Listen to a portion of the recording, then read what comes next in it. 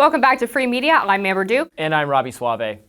Well, House Speaker Mike Johnson partly walked back comments he'd made about President Trump being an Epstein informant, i.e. working with law enforcement to apprehend Epstein. What? Just watch this. I mentioned that what the attorneys for the victims have been very clear about, that President Trump was involved in this for more than a decade. Before he ran for president, before any of that, he kicked Epstein out of Mar-a-Lago when he learned about this, the allegations of this just evil behavior, evil acts, and that he was participated in some way with law enforcement to bring about an end. I don't know if I used the right word. I said FBI informant. I'm not sure. I wasn't there. This is my lane. I'm just repeating what is common knowledge and has been out in the public for a long time. President Trump was never a hindrance to the Epstein investigation. He was trying to assist in that. He is disgusted. He is horrified by the things that have been done there, by the victims' testimonies of the just unspeakable evils that they had to endure. And he wants justice to be brought, as we all do. This comes as the Wall Street Journal has published a photo of the birthday card it claims was written by Donald Trump for Jeffrey Epstein many decades ago. The hand-drawn card contains a poem within the outline, a rather crude outline, meaning not well drawn, of a nude woman. And there it is on screen.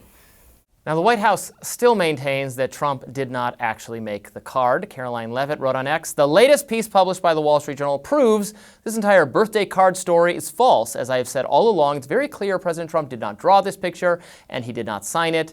President Trump's legal team will continue to aggressively pursue litigation. This is fake news to perpetuate the Democrat Epstein hoax." Oh, I wish we could go back a year in time and tell Dan Bongino and Kash Patel and all those conservative influencers that within a year you'll be forced to say this was a Democrat perpetrated hoax. And on top of I'll start with this. I actually do think that Mike Johnson probably misspoke and is kicking himself for it. Yeah, because it was secret agent Trump going around trying to catch us. It wasn't just Ghislaine Maxwell. Trump was Mossad too, and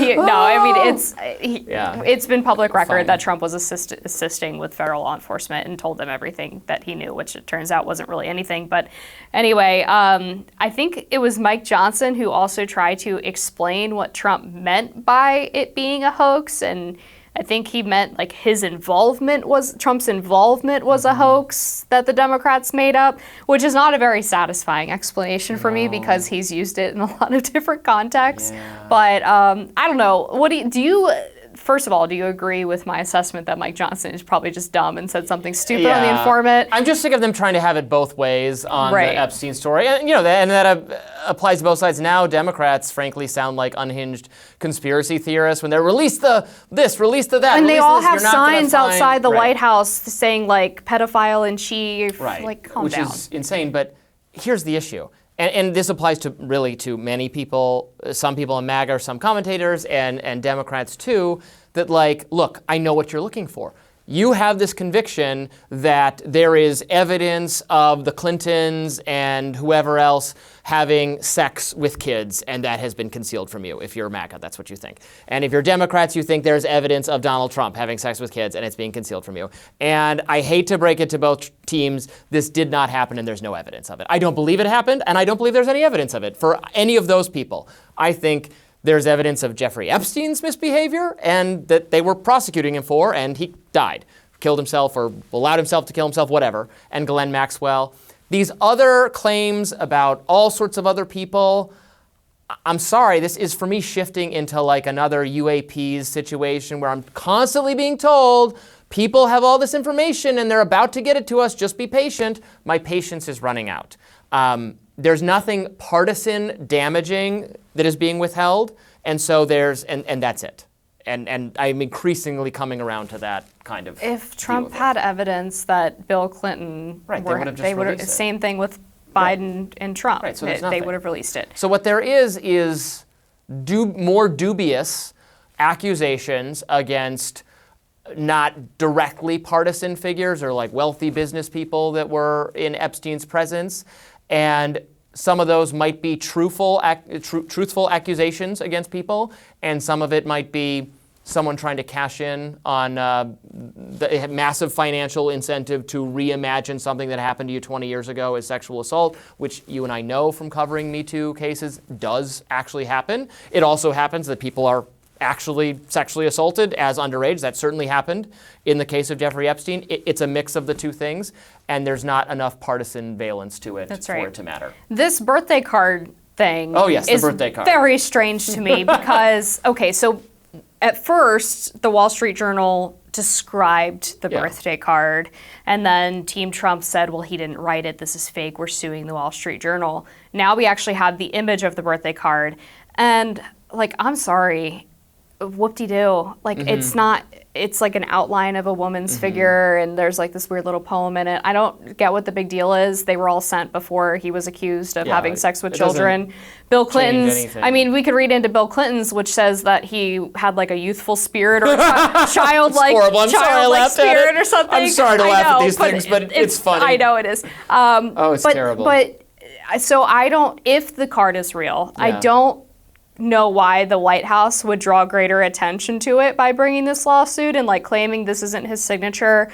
Now, granted, his signature generally includes Donald and Trump, not just Donald, but there are some examples on the internet where he just signed his first name Donald. We're all and handwriting experts now. Looks eerily similar to the one on the card.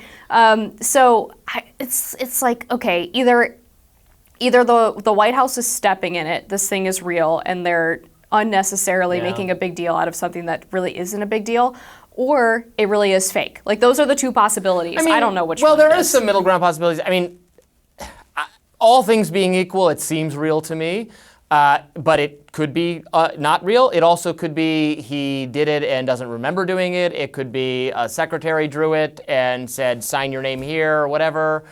It could be put together, or he just made it and he doesn't remember, or he made it and does remember and is just suing them anyway. Maybe. It doesn't matter. Yeah.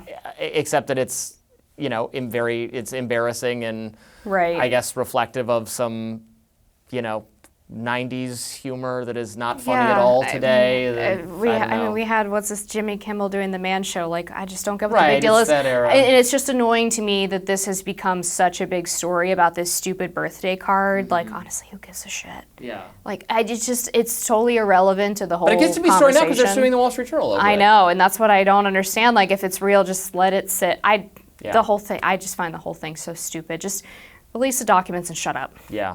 Man, people think, you can make a birthday card for a friend and not even know that 30 years later that's going to be presented as evidence against oh my gosh, it's so funny. Oh, you wrote in their yearbook in high school. Yeah. I'm sure there are a few of those from my high school that probably won't age well, but think of all the texts we're sending all the time. Oh gosh. It's just we're all going to be canceled for awful things. I know. Yeah, when they hack group me, my career's over, but which it's already been twice and it was fine. But you have been very I know. canceled. I think so once it happens, fine. once you're okay. But the other thing that the Oversight Committee released, I got my canceling cherry popped recently too. So it's we've all been there. Yeah. We're all going to be okay. But the other few things that the Oversight Committee released, in addition to the birthday cards, was I think some of his financial info and his last will and testament. So we got like something somewhat interesting, but of course none of it tells us. I am for disclosure. People are now coming at me saying you're being hypocritical, Robby. You've reversed yourself on the Epstein stuff. I say, well, no, I am processing new information, which is that I've now read more about some of the accusers, and I'm more skeptical of them than I was before I had paid too close attention to what they were actually saying. And also, when I am continuously denied new info, when I'm promised there are mountains of evidence coming, and then it doesn't materialize, with multiple people of different political parties all having an opportunity to do it, I suspect there's less there than meets the eye. And I also don't want every single person that Epstein's ever had a phone call with being released onto a list as if it's evidence of some wrongdoing, and people are trying to defend themselves from not even an accusation, but just a hint of impropriety. Yeah. But that will never be enough for some people on this issue. And I'm sure we'll be talking about it again. Let us know what you think. More Free Media right after this.